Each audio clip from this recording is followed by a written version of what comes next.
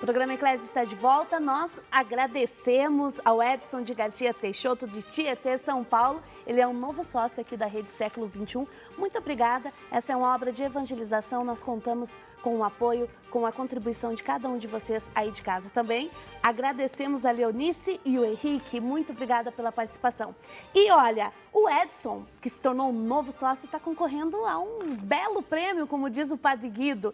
É o quadro do Papa Francisco, que a nossa equipe trouxe da Itália, também no conclave, na escolha do próprio Papa Francisco, o DVD A Maior História de Todos os Tempos e o livro Semeando um Novo País. Então, o Edson já é um forte concorrente a esse prêmio. E vocês que estão em casa, entrem em contato e digam, olha, eu quero contribuir com a Rede Século XXI. Você contribui com aquilo que você pode, dentro das suas condições. A nossa equipe envia até a sua casa um boleto, você faz a sua contribuição e ajuda nessa obra de evangelização. E todos os que já estão participando aqui do programa Eclésia e vão participar, estão concorrendo ao terço. Esse terço nós trouxemos de Roma também, quando a equipe do Eclésia esteve lá. Ele foi abençoado na missa de posse do Papa Francisco no dia 19 de março. E o livro 40 Dias de Esperança, do padre Evaldo Trevisan. Então ligue, participe, eclesia@rs21.com.br ou pelo telefone 19 3871 9620. E agora sim, nós vamos ver o VT sobre a reforma na igreja na íntegra. Confira. A entrevista do Papa Francisco à revista dos jesuítas, divulgada na quinta-feira, virou manchete em várias partes do planeta. As declarações ganharam destaque porque o chefe da Igreja Católica reconheceu abertamente que a instituição milenar precisa de reformas. Foi uma grande surpresa para todos, mas é óbvio, o Papa Francisco quis lançar um manifesto, um programa do pontificado dele. O Santo Padre disse que a religião precisa com urgência curar feridas, dar calor e acompanhar as pessoas a partir de sua condição, sejam elas homossexuais ou divorciadas. A proposta do Papa é de um evangelho mais simples, profundo e irradiante. Ele, que rejeitou o rótulo de pertencer à direita, também admitiu que é necessário ampliar a presença feminina na igreja. Com generosidade e entusiasmo. Padre Guido, nessa questão dos gays, falando mais especificamente, essas palavras do Papa Francisco, elas dão a entender que eles não sintam medo de participar da comunidade onde fazem parte, de participar da igreja, que eles possam se sentir à vontade também nesse espaço? O Papa é bastante sensível diante da pessoa humana com todas as suas deficiências e os seus problemas. Ser gay, claro, é um status de vida não comum.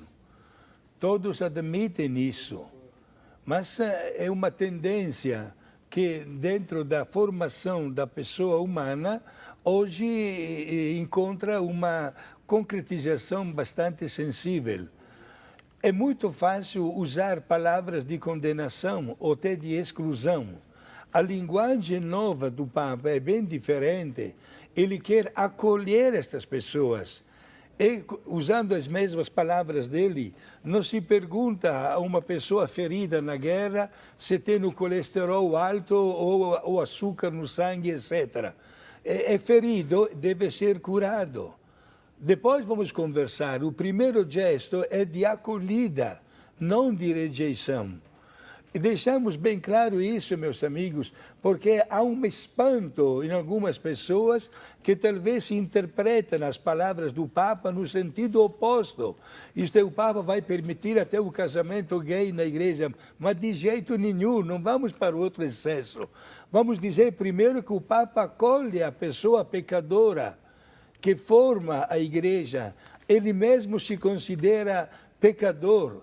Para quem não sabe, meus amigos, o Papa, que daqui a poucos meses será canonizado, João Paulo II, Simone, por 26 anos e meio, Papa, tinha o hábito de confessar-se 2 vezes por semana, a cada 3 dias. Ele era o Papa.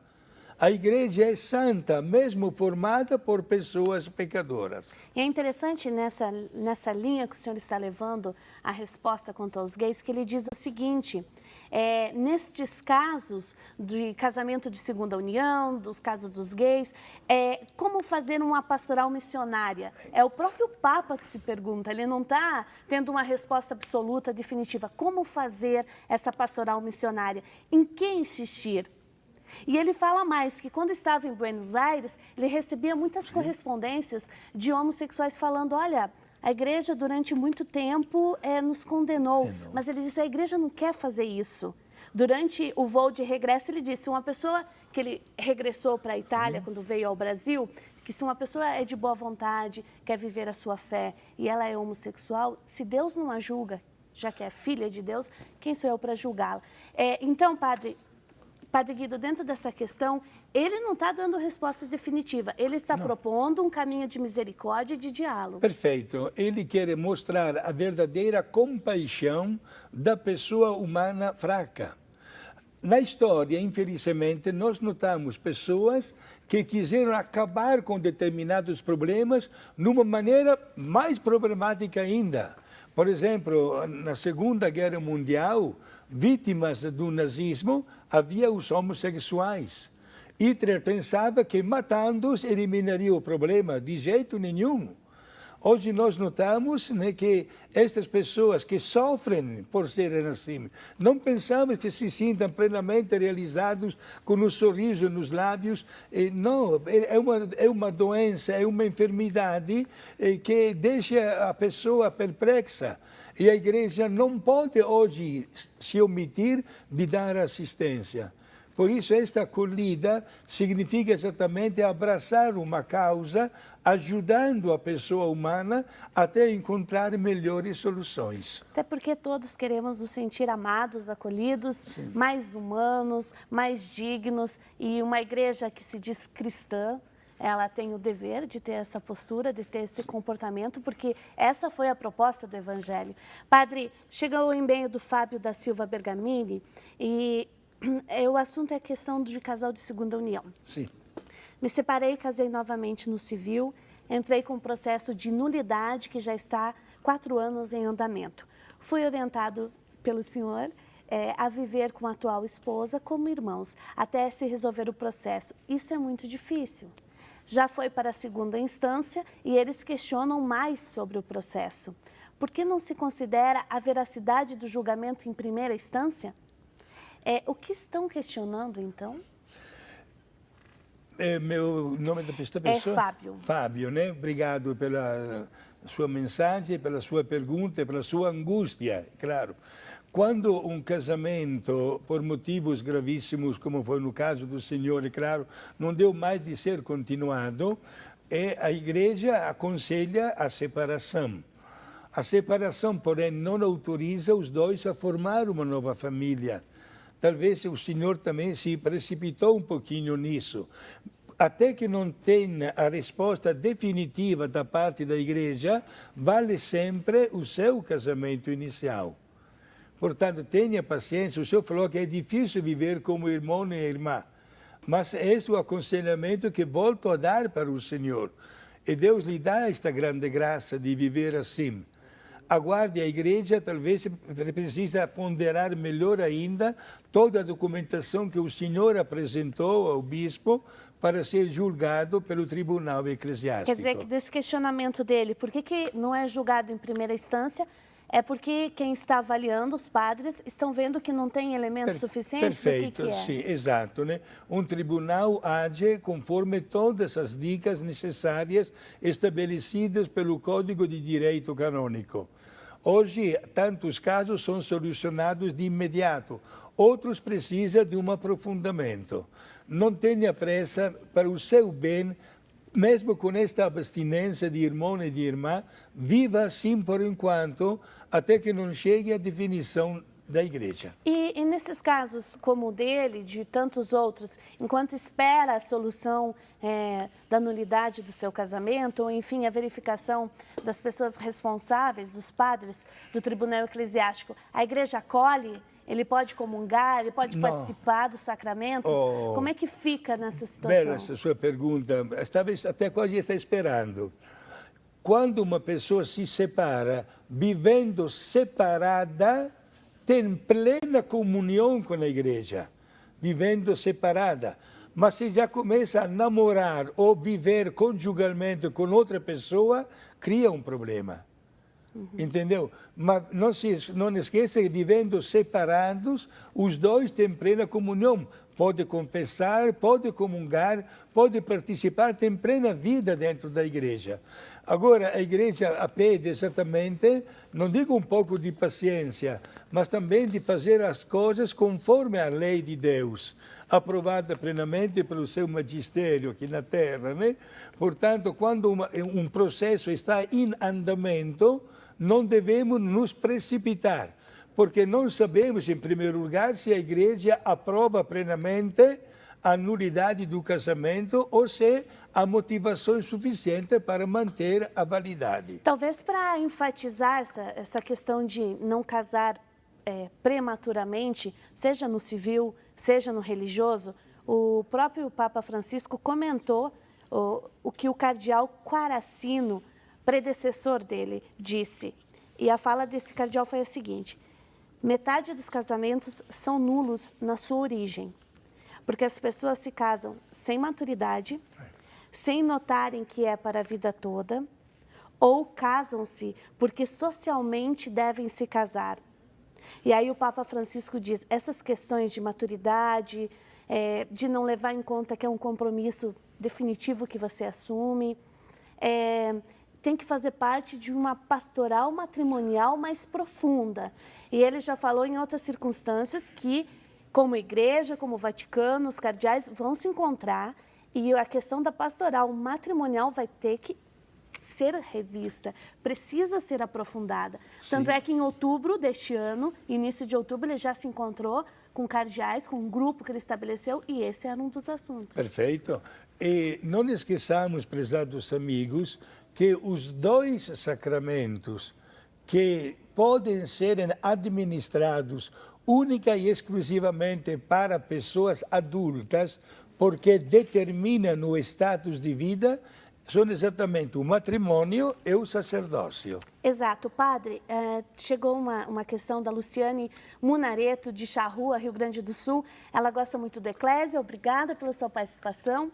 E ela diz que o Papa Francisco é muito acolhedor e amável com todos. A presença dele ilumina e trará, a presença dele é iluminada e trará muitas transformações na Igreja Católica. Se os seguidores souberem aproveitar o momento e que sirva de aprendizado. E aí ela questiona, dentro dessa questão do casamento, o que fazer para que nossos jovens busquem relações duradouras e estáveis na formação de suas famílias? Em primeiro lugar, gostaria de dizer para os pais de orientar sempre bem os filhos quando começa até o primeiro momento de um namoro. E educar para a vida não significa educar para se educar, digamos assim, né? ou paquerar, ou com tantas frases que se dizem por aí. Porque se trata, meus amigos, de realizar um sonho, um ideal que gera um status de vida. Um projeto. Um grande projeto, colaborar diretamente na obra procriadora, formar uma nova família, célula da sociedade. Por isso que não se deve ter pressa de realizar um casamento. Simone, como sacerdote, sou padre há mais de 40 anos. Ficamos com pena, às vezes, quando chegam pais que devem assinar pelos filhos que não têm idade. Que não têm a idade. Se desculpem com o padre, não querem atender os nossos bons aconselhamentos, decidiram, não adianta mais, foi uma coisa. Resultado, o primeiro vento contrário que sopra na vida dos dois, chega lá na casa paroquial. Padre, nós nos precipitamos, padre, dá um jeito, padre, vai, porque não adianta. Agora. Por que chorar depois? Não tenhamos pressa, até o raciocínio vale também para um padre. Hoje, com uma idade mínima de 26, 27 anos, ninguém pode chegar ao sacerdócio. Ou seja, com tudo isso, o senhor quer dizer para nós refletirmos mais, pensarmos com carinho e para acertar o passo, não é, Padre Guido? Exato. Vocês que estão em casa nos acompanhando, muito obrigada pela sua participação, pela sua audiência. O nosso tema de hoje são as declarações do Papa Francisco. Acolhei a todos. Então, nós estamos falando da questão do casamento, da segunda união, da homossexualidade e do papel da mulher da igreja. Você que está em casa, se torne um novo sócio dessa obra. A Rede Século XXI precisa da sua contribuição, da sua colaboração, para nós podermos levar em frente os nossos programas e também a nossa missão como uma TV católica. Então, para vocês que estão em casa, escreva @rs21.com.br ou telefone 19 3871 9620. E olha, quem se tornar um novo sócio hoje está concorrendo a um kit muito especial, com o quadro do Papa Francisco, trazido especialmente de Roma, no conclave, também o DVD A Maior História de Todos os Tempos e o livro Semeando um Novo País. E todos os que participarem concorrem hoje, todos os que participarem do nosso programa, o terço que nós trouxemos de Roma, na posse oficial do Papa Francisco, foi abençoado esse terço, e o livro 40 Dias de Esperança, do padre Evaldo Trevisan.